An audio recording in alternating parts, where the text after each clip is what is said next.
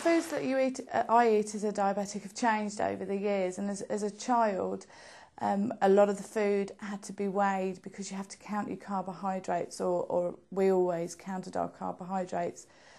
And so you would weigh your breakfast cereal, you would weigh your potatoes, you would weigh your rice, all your carbohydrates would have to be weighed.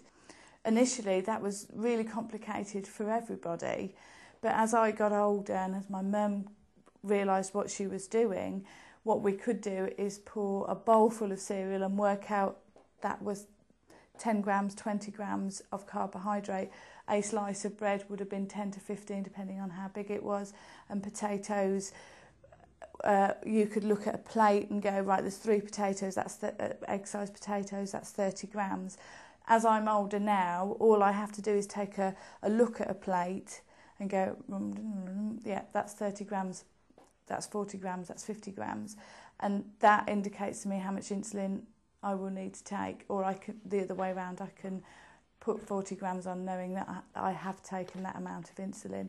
But that is something that only comes with time, and people expect to know that straight away. This is after 35 years I can do that. It's very different.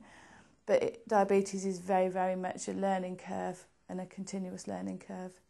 Neither of my daughters ate lots of sweets or had sticky puddings or things like that, although they'd enjoy biscuits and, you know, the occasional sweet, but those were treats.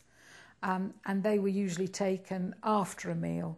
So it was a question of understanding that if you wanted something like that, it was possible to have it, but you had to look at the quantity you were having, when you were having it, and so on. The thing that we learnt very quickly as well was that sweet, sugary substances like nice puddings, all the things that are nice and kids like, aren't conducive to diabetes. So what would end up happening is you would go very high and then you'd go hypo afterwards. So although you can eat them, it's not as easy to control your diabetes when you do eat those types of foods.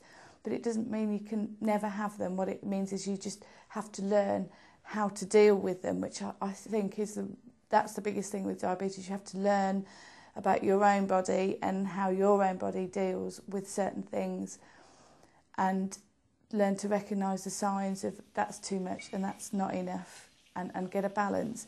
But it doesn't mean that I never stepped over the mark. Still do sometimes now, do things I shouldn't particularly do, because as diabetes is a lifelong condition, you can't restrict yourself the whole of your life. You have to have too much wine sometimes, too many chocolates at Christmas, but you learn as you get older to know how to deal with it, how much more insulin, how much less insulin to take.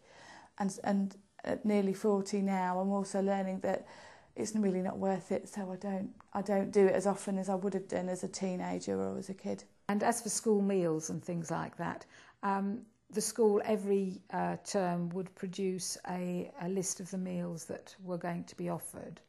And so I would look through the menu and just highlight any items that I felt they needed to watch, you know, the portions that she needed to take and so on.